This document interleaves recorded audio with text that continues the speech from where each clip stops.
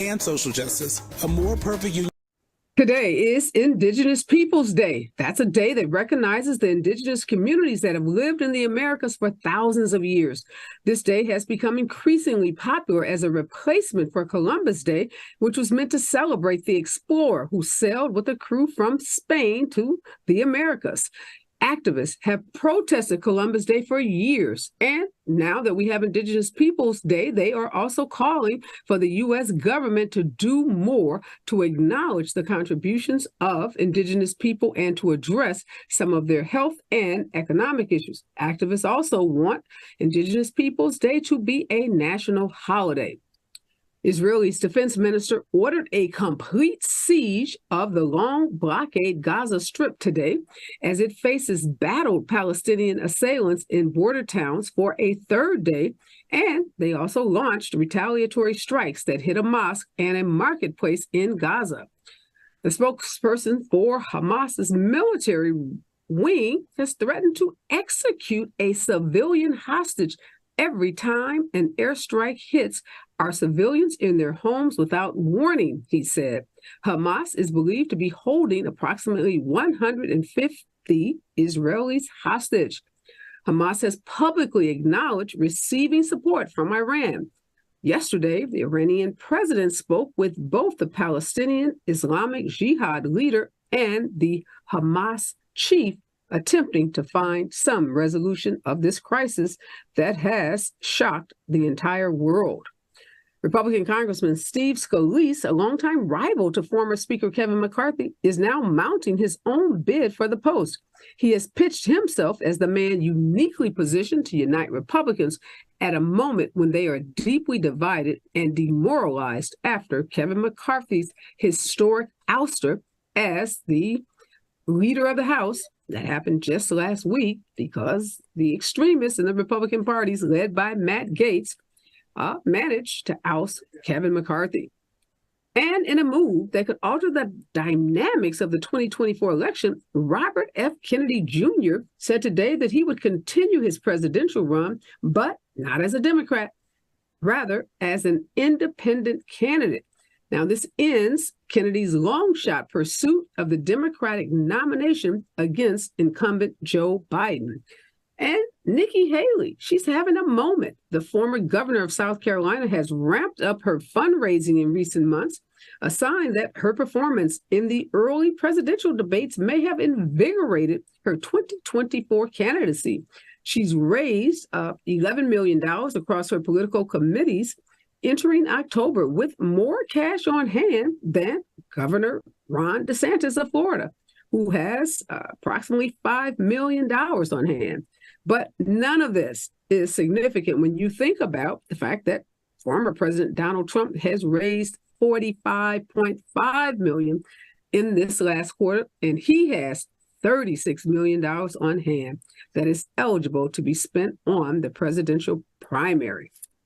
And Senator Tommy Tuberville from Arkansas said he isn't backing down on his months-long blockade on hundreds of military promotions, even amid Hamas's deadly attack on Israel, which, as we all know, is a very close U.S. ally. We are going to continue to track what's happening in this surprise attack that happened over the weekend when Hamas attacked an Israeli occupied land. So far, the death count is over 900. You're listening and watching Areva Martin in real time, and I'm your host, Areva Martin. And this is your one-stop destination for today's trending news, expert analysis, and my unfiltered opinions. In this hour, I'm joined by two expert and regular contributors to the show. Chris Scott, he is the co-founder and president of Advance the Electorate PAC, and Professor Tyrone Howard. He's a professor of education at UCLA, and he hosts a show right here on KBLA on Saturdays and Sundays called You Must Learn. So glad to have both of them joining me in this hour. And today's show's going to be a little different. Hour 2 today, KBLA will be hosting a special 2-hour show with thought leaders, elected officials, and political pundits The show is going to focus on the 1-year anniversary of the leaked audio tapes of Latino council members, that is Los Angeles Latino council members, who were engaged in this conversation, basically demonstrating their anti-Blackness and having a conversation about how to impact the redistricting of city council districts in the city of LA in a way that could preserve and even expand Latino power in the city while marginalizing and diminishing the power of African-American elected officials and voters. KBLA is hosting a 2-hour conversation today about the impact that that leaked audio tape has had on LA politics and what it means as we move forward and as we get ready for next year's big elections, both at the city council level, obviously at the state level, and the presidential campaign. So make sure you stick around for hour 2, this 2-hour special hosted by none other than our own Tavis Smiley, and yours truly will be there, at least for the first hour. The 2-hour special starts at 5 p.m. PST and runs until 7 o'clock. And then it airs again on 7 to 9 p.m. tonight. And part 2 of this really impactful show and conversation about those leaked audio tapes will take place again on this Thursday at 5 p.m. PST. So got a lot to talk about and a lot coming up in this hour, as well as hour 2 of the Areva Martin in Real Time show. But before I bring on my expert contributors to help me break down the latest and the trending news for today, I have to give it up one more time for none other than Simone Biles.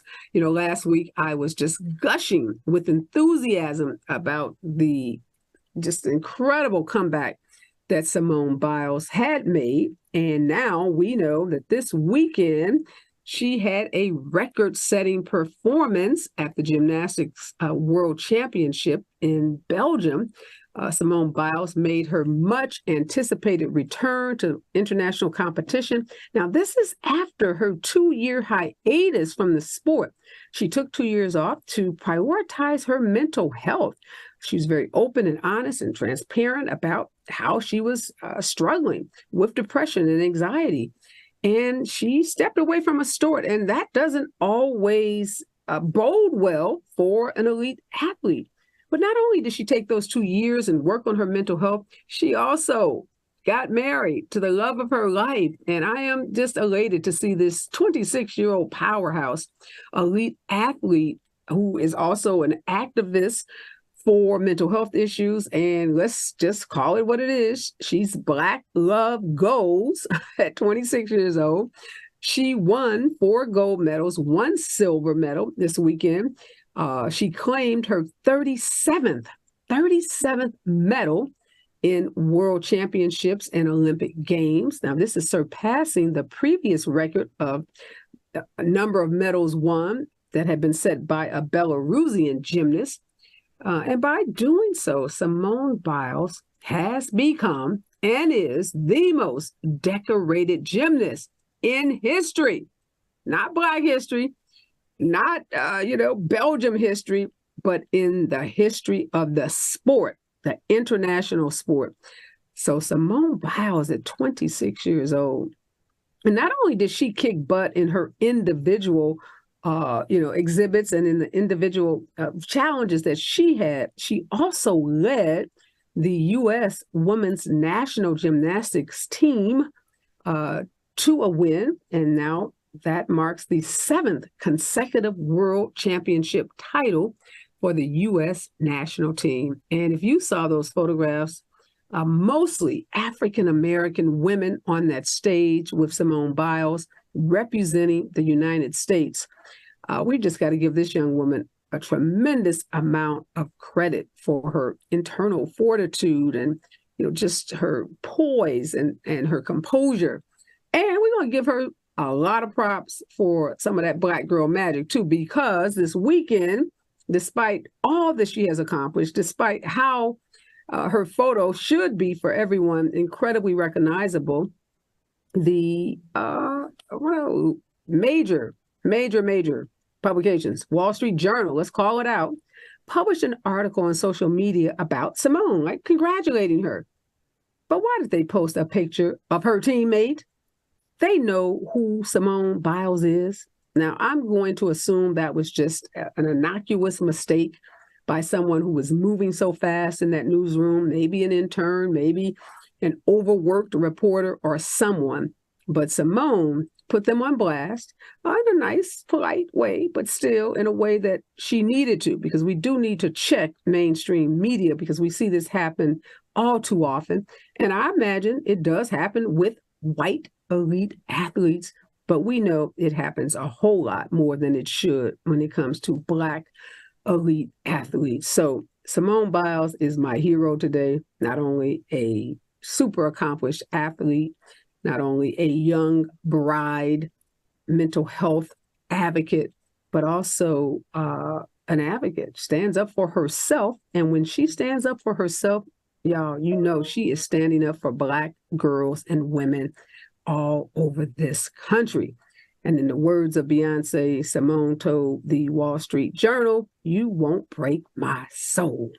All right, Simone, we love you over here at KBLA Talk 1580. When we come forward, more of today's trending news with my expert contributors. We've got a lot to talk about.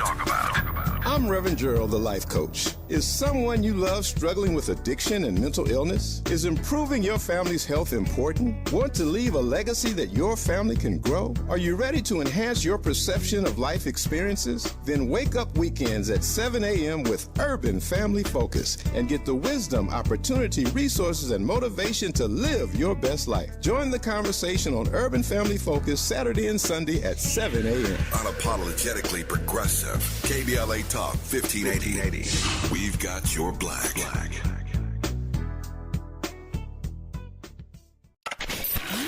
We've got a lot to talk about. Race, culture wars, political turf battles, criminal justice and injustice, the courts. These are the conversations you won't hear elsewhere. My guests are leading journalists, celebrities and sports figures, elected leaders and influencers. They aren't afraid to get into it and say the quiet part out loud. With Areva Martin in real time, your commute just became the most engaging part of your day. Tune in weekdays from 4 p.m. to 6 p.m. or find us on YouTube. Areva Martin in real time, when you want it straight, no chaser. Unapologetically progressive. KBLA Talk 1580. We've got your black. We've got a lot to talk about.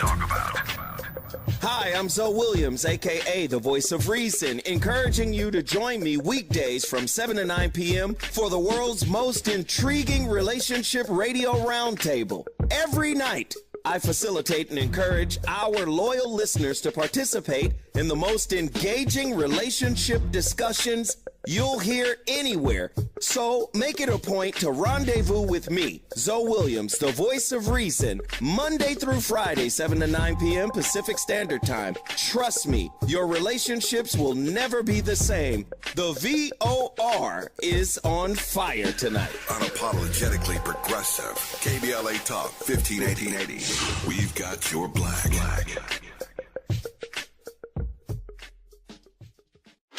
Here comes the brand new flavor in your head. Race, social justice, sports, politics, art, music, culture. We do it all on the D.L. Hughley Afternoon Show. If you're not tuning in, then you are definitely missing out. It's the D.L. Hughley Afternoon Show weekdays from 2 to 4 only on unapologetically progressive KBLA Talk 1580. Like a brand new flavor in your head. We boldly go where no man has gone before. Boldly taking talk radio where it has never gone before.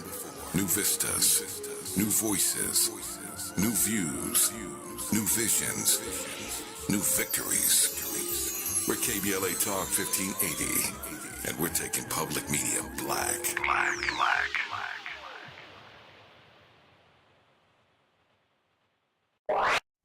We are back. This is Areva Martin in real time, and this is hour one, and we are breaking down today's trending news. And it is a busy news day because it was a busy news weekend. And here in this hour to help us make sense of all this news is Chris Scott. He is founder and president of a PAC that is designed and created to help elect Democratic candidates.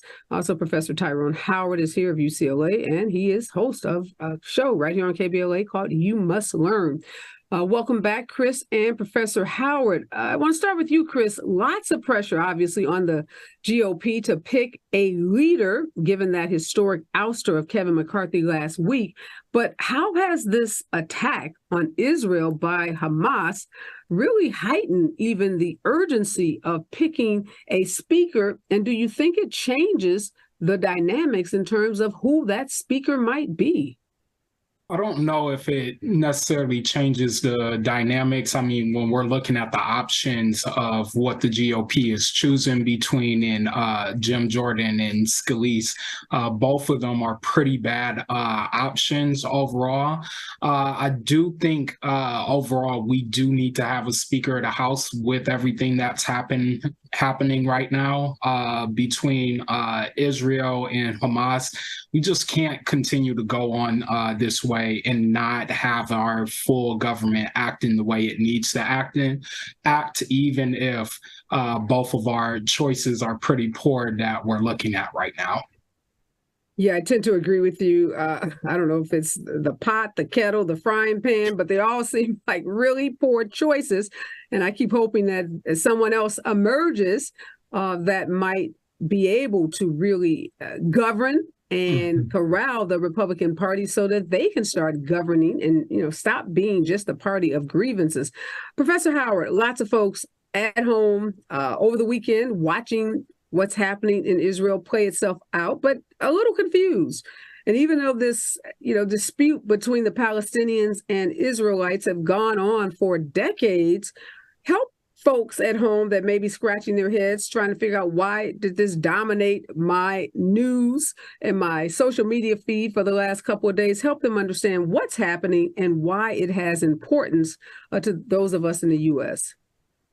Yeah, so I would really recommend to all your listeners, Areva, to take some time out today, this week, to really begin to do some rudimentary sort of learning around this topic. We know that the United States has been a long ally of Israel, and there has been this ongoing conflict between Israelis and Palestinians that has led to lots of bloodshed on multiple sides. It's tied to issues of independence and freedom and occupation of particular parts of Israel. And, part of what you have to do in this situation is, before you really opine, is understand the historical context, understand the different ways in which there have been some atrocities inflicted on both sides. I think this is just the latest form of that.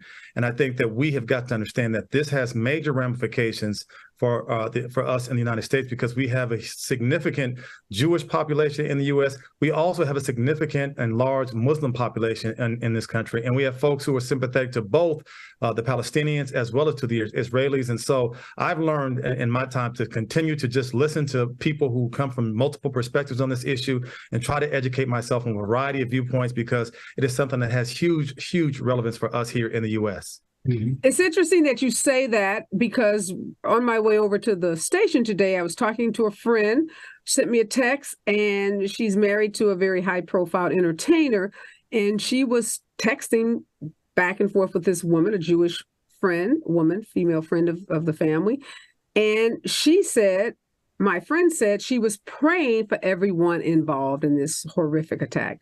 And the Jewish woman responded in a very she felt hostile way, basically told her, your prayers aren't really that important. What we need is for your husband, high-profile husband, to come out immediately, Chris, and voice his support for Israel and to condemn the Palestinians.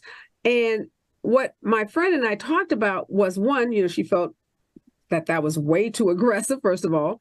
And second of all, we talked about how when, as Americans, particularly African Americans, when we say exactly what Professor Howard just said, is that there are perspectives on both sides, and you need to understand both sides, that can be triggering for some people in the Jewish community. And some people in the Jewish community would even say, that you're being anti-Semitic because you're suggesting that there is legitimacy on the side of Palestinians. So how do we, as African Americans in particular, navigate this topic? Because it seems like, one wrong turn, you could find yourself in a lot of trouble with the Jewish community.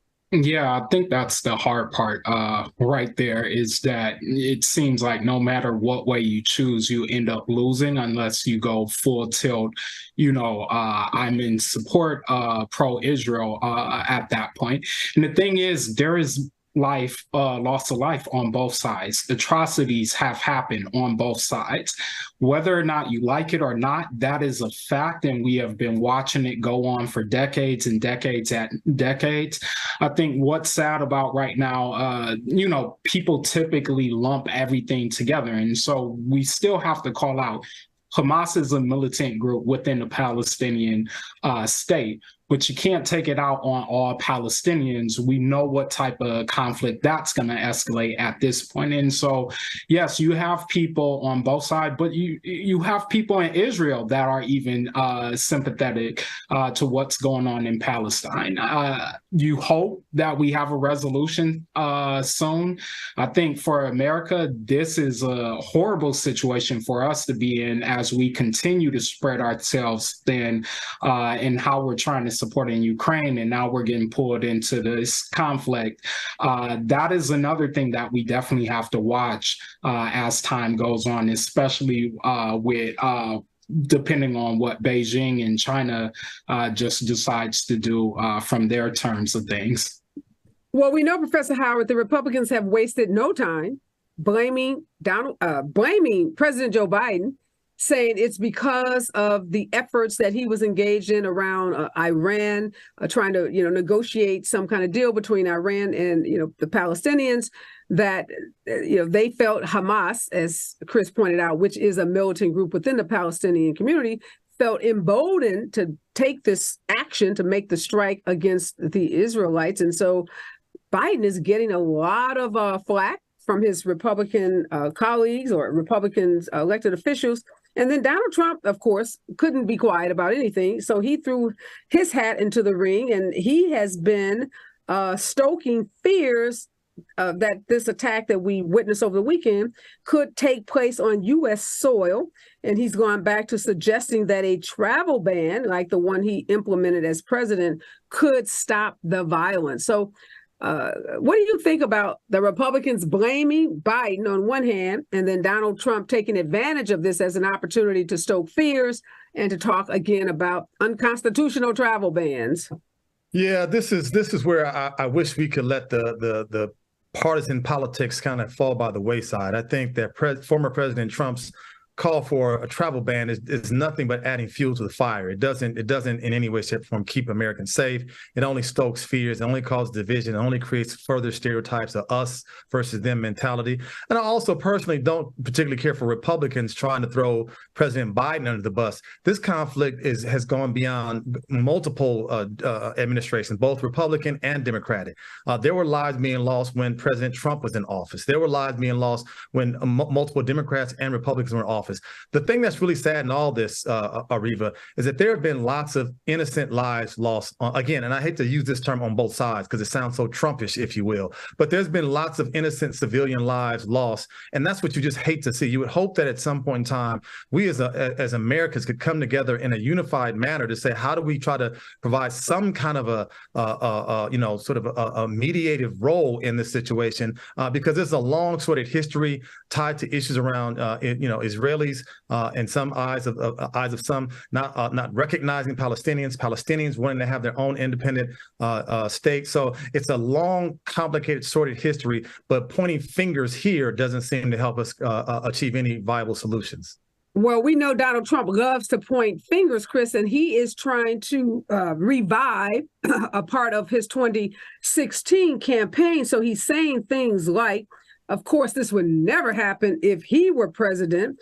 And the bloodshed, this is a quote from him, the bloodshed and killing that we saw this week will never, ever be allowed to happen on American soil, except for the fact that we have now allowed tens of thousands of probable terrorists into our country.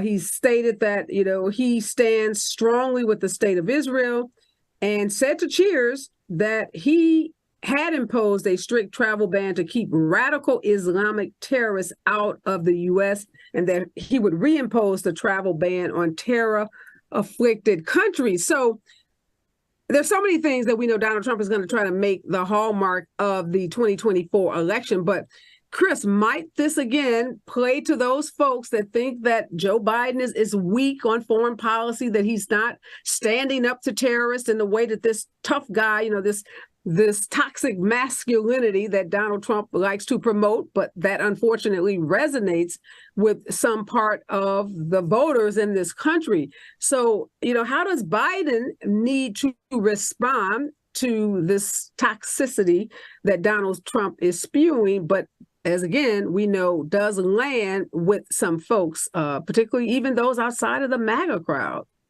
Well, I think that's one of the problems is Donald Trump has a very large echo chamber that doesn't care to educate itself on what actually is real and what is actually fake. I think for President Biden right now, he has to, choose his words carefully, choose his stands carefully.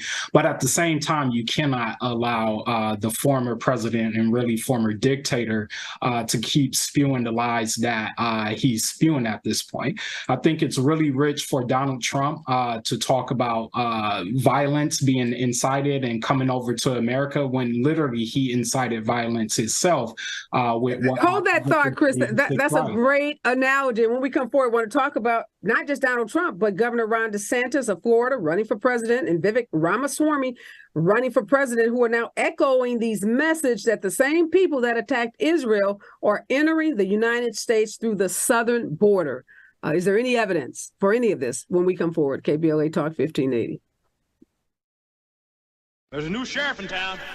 All right, I'm Dr. Nicordelai Corte, and starting September 18th, I couldn't be more thrilled than invite you to join us for the launch of A More Perfect Union, weekdays right here on KBLA Talk 1580, weekdays from 1 to 2 p.m. Pacific Time, that's 4 to 5 p.m. Eastern.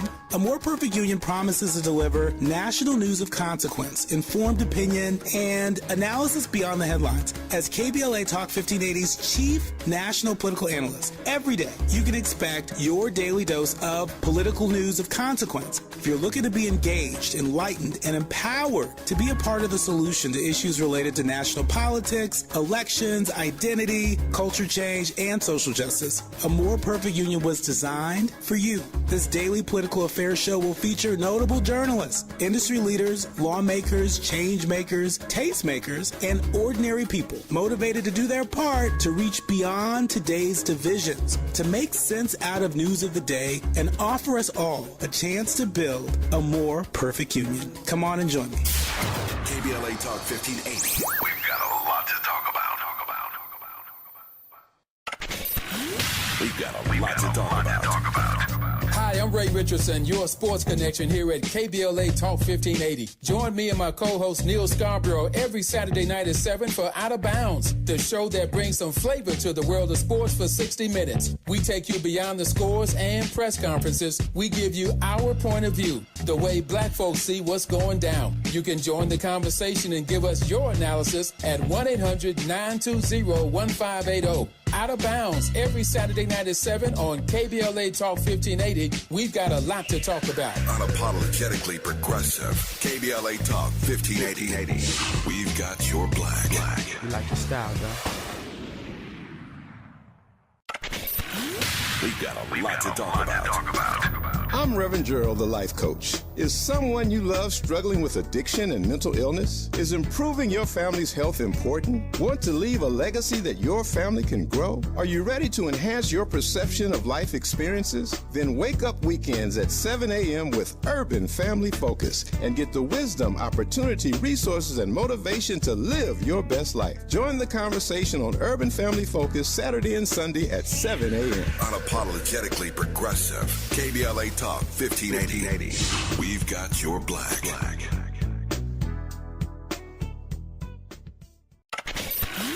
We've got a lot to talk about. Race, culture wars, political turf battles, criminal justice, and injustice. The courts. These are the conversations you won't hear elsewhere. My guests are leading journalists, celebrities, and sports figures, elected leaders, and influencers. They aren't afraid to get into it and say the quiet part out loud. With Areva Martin in real time, your commute just became the most engaging part of your day. Tune in weekdays from 4 p.m. to 6 p.m. or find us on YouTube. Areva Martin in real time, when you want it straight, no chaser. Unapologetically progressive. KBLA Talk 1580. We've got your black. We've got a lot to talk about. Hi, I'm Zoe Williams, a.k.a. the voice of reason, encouraging you to join me weekdays from 7 to 9 p.m. for the world's most intriguing relationship radio roundtable. Every night, I facilitate and encourage our loyal listeners to participate in the most engaging relationship discussions you'll hear anywhere. So make it a point to rendezvous with me, Zoe Williams, the voice of reason, Monday through Friday, 7 to 9 p.m. Pacific Standard Time. Trust me, your relationships will never be the same. The VOR is on fire tonight. Unapologetically progressive. KBLA Talk 1580. We've got your black.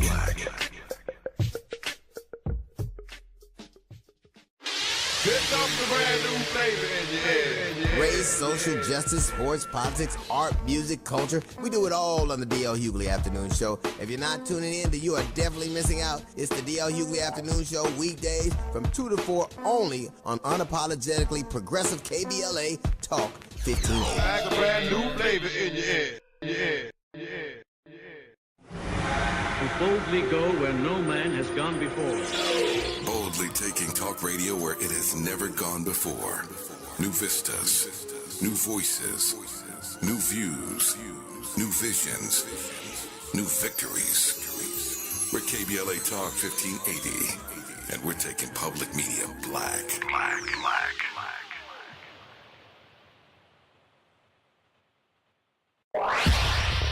Follow the leader. KBLA Talk 1580. Follow the leader. If you're not following KBLA Talk 1580 on all of our socials, then you're missing out. Download our app and find us on Facebook, Twitter, Instagram, YouTube, and on the web at KBLA 1580. That's right. Again, you can find all of our socials at KBLA 1580. We've got a lot to talk about. By the way, if you miss any of our weekday shows in real time, you can always catch up by checking out the podcast of your favorite shows at your leisure. At KBLA Talk 1580, we've got your black. Got your black. Follow the leader. Following the leader. Oh my God. Follow the leader. Follow the leader. Follow the leader. Follow the leader. Follow the leader. Gotta stay fresh, ma. We are back. This is Areva Martin in real time, and this is hour one. We are tracking today's breaking news with two expert contributors, Dr. Tyrone Howard and Chris Scott.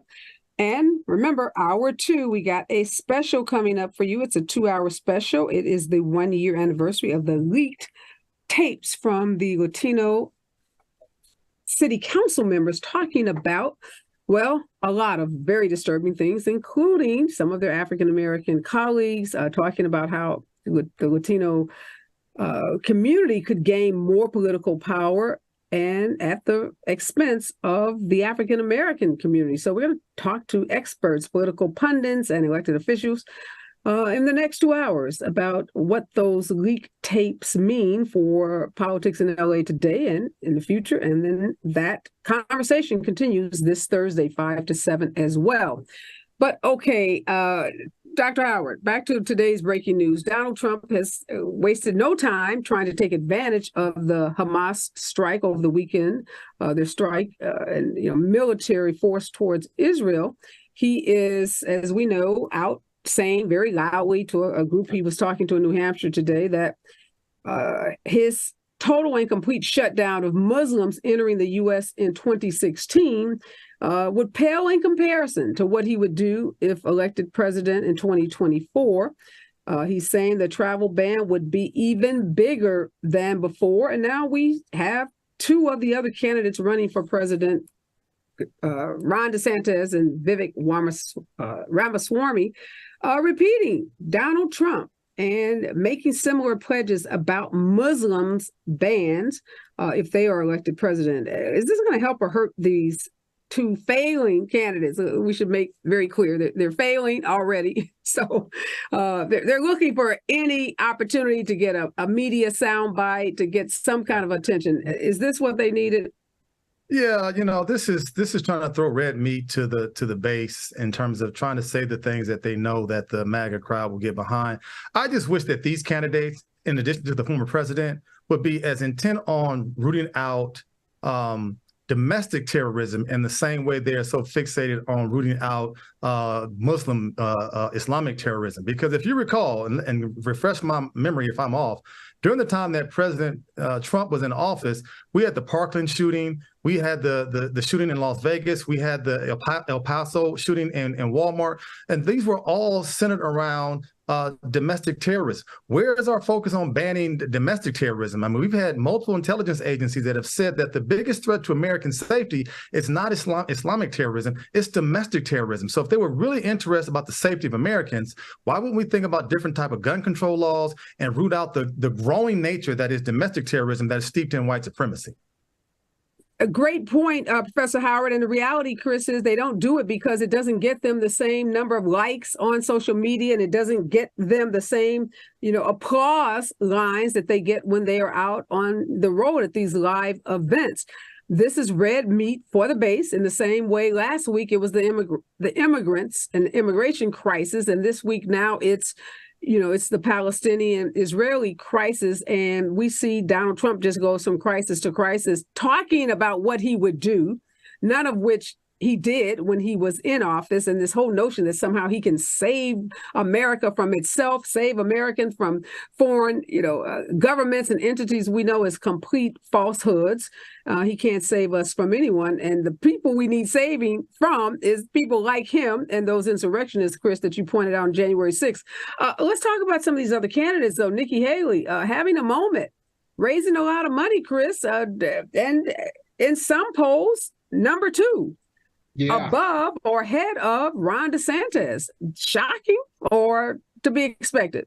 Well, I think I was on your show earlier in August when I pointed out Nikki Haley as one of the candidates that folks need to watch out for, because I think she can fill more of that moderate role that Republicans are looking for. So many of those candidates are trying to kowtow to the MAGA line, and I think she's given them a little bit more refreshing of maybe I can pull us back to the old Reaganomic type politics, which I think we really saw on the stage when they had the presidential debate with Reagan in the backdrop. Overall, still, she has a lot to overmount when you have somebody like Donald Trump that's going to continue to have his base overall. And to go back to your beginning point, Donald Trump only needs to be focused on saving himself at this point with the number of indictments, court proceedings that he is going to be going through. He doesn't need to be speaking on saving anybody else, especially when he is one of the greatest insiders in American history all time.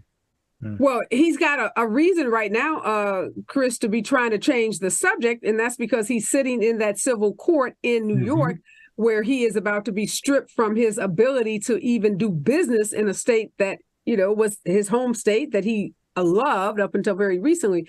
So there are lots of reasons for him to want to talk about anything other than his civil trial and this $250 million penalty that he faces, and this determination by a New York judge that he defrauded his lenders and insurance companies. Nikki Scott, though, it's interesting, Professor Howard, I had a congressional member, Democratic progressive from the state of California on a couple of months ago, and he said, like Chris, that Nikki Haley is the only candidate that Democrats privately talk about could be formidable, could, create a real challenge for Joe Biden. And now when you think about Robert Kennedy, no longer running as a Dem, running as an independent, you have Cornel West, no longer running on the Green Party ticket, but running as an independent. So you got these two independent candidates. You got Joe Biden, you got apathy in the Democratic Party. And you have someone like Nikki Haley. Might some of the big funders and on the Republican side say, maybe she is a better choice. Obviously, DeSantis, who they thought was going to be a better choice, hasn't panned out. But I'm a little nervous about these independents because we've seen the damage that they can do in a general election. So it's kind of two questions about Nikki Haley really picking up, stamina. And then what are you thinking about these two independent candidates? Yeah, so let's take them one at a time because I think this is a very, very interesting situation we see us facing. I think Nikki Haley has proven to be formidable for a couple of reasons. Number one, if you recall in the first debate, she was the only person who spoke truth to power when she talked about the growing debt that this country in. And she highlighted the fact that it was a Republican president who was the one who implemented tax cuts that got us into deeper debt. I mean, that was not really popular in a lot of Republican circles. So the fact that she was willing to speak truth to power to her Republican brethren, I thought was bold and is the kind of centrist kind of talk that I think that lots of folks would take a second look at. I still think this is the Junior Varsity Invitational. I still think that they're all biting to see who will be the possible VP for President Trump. But nonetheless, I think that Nikki Haley has shown to be much more formidable than I think Governor DeSantis has proven to be. On the other side, I do have some deep worries on this, Areva, because here's what we know. We know in key states, and we know what those states are, the Arizonas, the Georgias, the Michigans, the Ohios, the Floridas, the Electoral College comes down to a matter of, in some cases, just thousands of votes.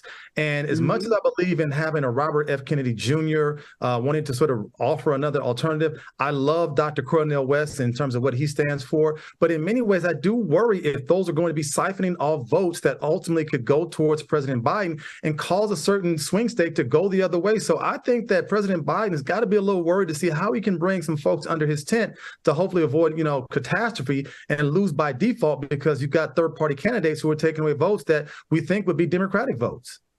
Yeah, Chris, when we come forward, I want to talk about that specifically as it relates to Robert Kennedy, because he said he would not do anything that would take votes away from Biden and that would inadvertently cause Donald Trump to win. But yet by dropping out of the Democratic Party and running as an independent, he is doing exactly what he said he would not do. And there is concern in the party about these independent candidates because, yes, if they pick off a certain, percentage, but let's go to the Black vote, for example, that could spell trouble for for Joe Biden. It could, work to the benefit of Donald Trump. So we come forward, we'll talk about what should the Dem party be doing in Biden's campaign in particular to thwart the potential power of having not one, but two well-recognized independent candidates. Stay with us. We've got a lot to talk about.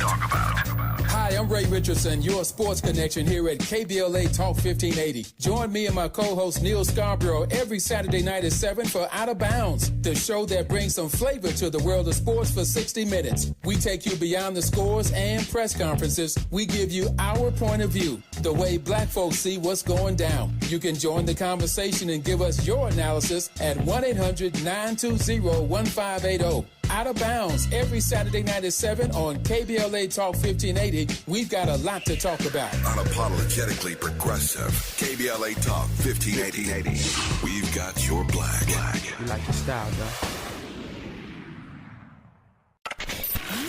We've got a lot to talk about.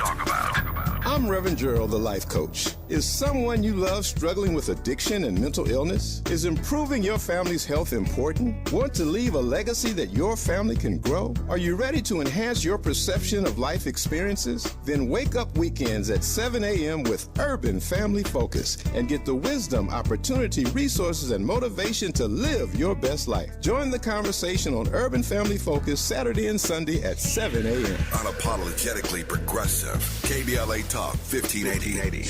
We've got your black.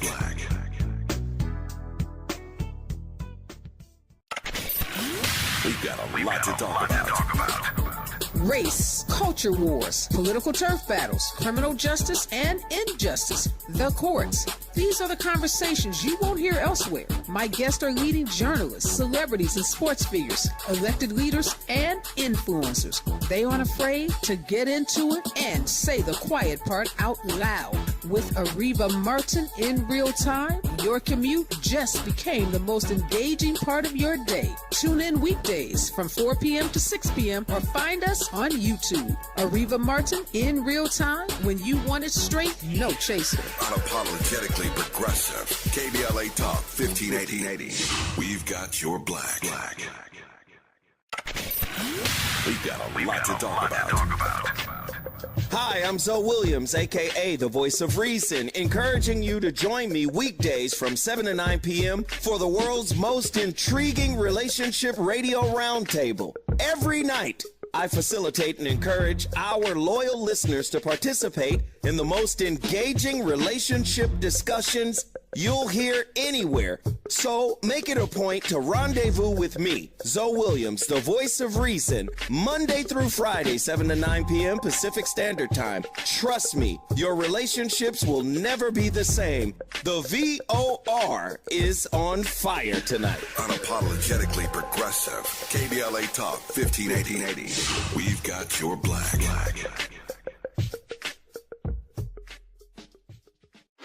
Here comes the brand new flavor in your head. Race, social justice, sports, politics, art, music, culture. We do it all on the... All right, Chris, in the last 10 minutes of the show, before we move to that 2-hour special on the leaked LA City Council tapes, that special will be hosted by none other than Tavis Smiley. So make sure you stick around, and if you miss it at 5 to 7 today, you can listen again from 7 to 9 tonight. And part 2 of that conversation will take place this Thursday again from 5 to 7, and we'll repeat 7 to 9 p.m. Chris, Robert F. Kennedy Jr. said he would do nothing to hurt Joe Biden's chances of running or winning the presidential campaign. And if he couldn't win it, presidential election, if Kennedy himself didn't win, he clearly did not want to help Donald Trump win, but dropping out of the Dem primary and saying he's going to run as an independent has the chance of doing just that, of helping Donald Trump. What are we going to do as Democrats? I know you got a PAC, so you're raising money for candidates, but what's the strategy here? Well, I think from the Biden administration, Biden has to do what I think they've been doing so far and leaning into the messaging, showing up on the ground, showing that they're willing to fight. You saw the president on the picket line for the UAW strike, which was unprecedented. I think the other thing that people forget about that seems to be really popular this time around is the revitalization of his VP, Kamala Harris, in the way that young people are extremely enthusiastic about her right now on the campaign trail. I think if you keep those recipes together, I think they have a strong chance to not have to worry about any votes being siphoned off. And as far as Robert Kennedy goes, I'm tired of hearing about him at this point. And obviously we have to consider it, seeing what happened in 2016 with independence. But I don't think there is real danger there as long as the Biden administration and their campaign does what they need to do and keep using your VP and don't hold her back, unleash her at this point. No, great point. And you're right. I said earlier, Nikki Haley was having a moment. Our vice president has been having a whole season, much longer than a moment. And you're right. She's been on this national college tour. Actually, I'm supposed to join her on one of these stops she's making. But these colleges, the lines have been wrapped around the blocks, and the enthusiasm has just been something we have not seen previously with respect to her. So I think you're right. Just keep using her, keep hitting home these messages, and maybe somebody needs to get in Robert F. Kennedy's ear and, try to figure out what does he want? Maybe we can help him. Does he want a job? Does he want a position? Because I cannot imagine that he wants a failed campaign on his resume. So there might be something. I'm not so sure about Dr. West, who I think just on ideology grounds alone probably is not going to be someone that the Democratic Party can convinced to do something different. We just have to neutralize him. We have to, because it does none of us any good to vote for a third-party candidate if it only ends up helping Donald Trump. And I can tell you, Professor Howard, I was with a bunch of Dems over the weekend, and these are, high-level folks, work in Congress, serve in elected office, or in these inside, rooms, and there's real fear. There's a lot of fear that Donald Trump could win, not because anyone thinks he deserves to be president, but just because of the apathy that so many voters have. And, Democrats we're a hard to corral bunch, except last week, Hakeem Jeffries showed us how Democrats can pull together. But there's some real concern here. But before I let you go, though, I want to talk about these unions. Walgreens workers on strike, the UAW strike expanding, Kaiser workers on strike. The resolution of the writers' strike seemingly has emboldened other workers. Obviously, many of them were already striking. But what do you make of this moment in our history where workers are standing up to employers? And there's a big article in the New York Times that says employers are miscalculating the power that workers feel. And one worker put it this way, says, look, we're already making so little money. So going on strike is not going to change my situation much because I'm already not making enough to live and survive. So, employers, do you think they're starting to get the message you pick up the paper every day, there's a new group of folks on strike? Yeah, I hope they are. But we know, Areva, this is tied to corporate greed. This is tied to the increasing gap between corporate CEOs and everyday workers.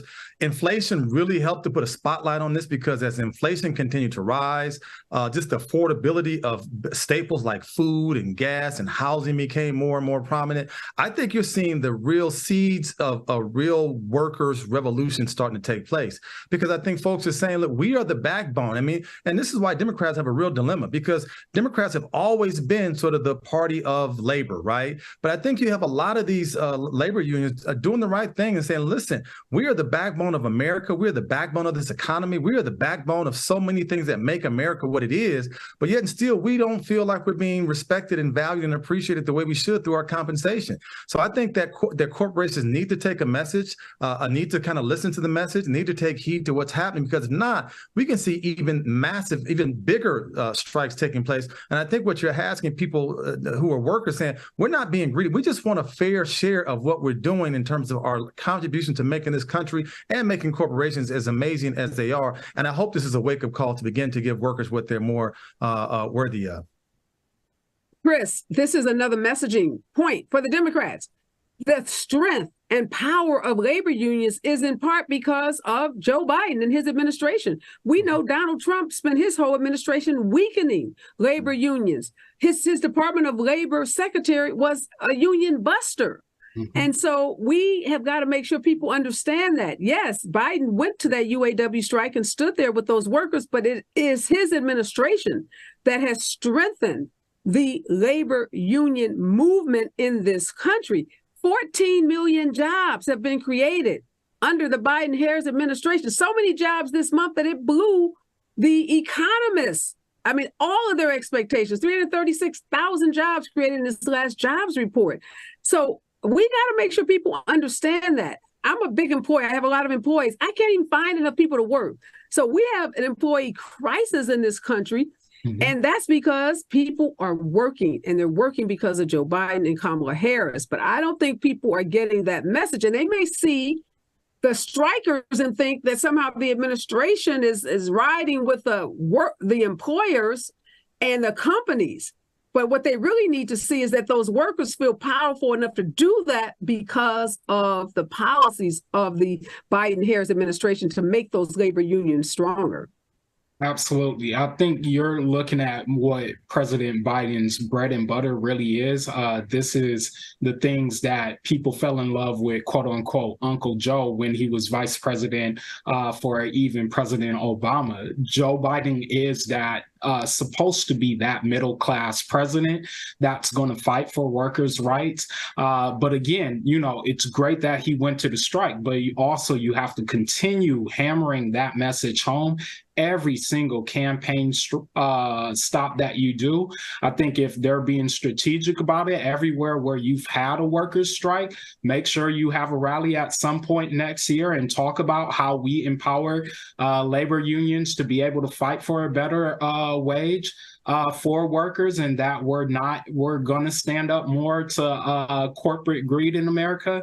But really, this should be at home, and he should have an opportunity to hit it out the park with this one.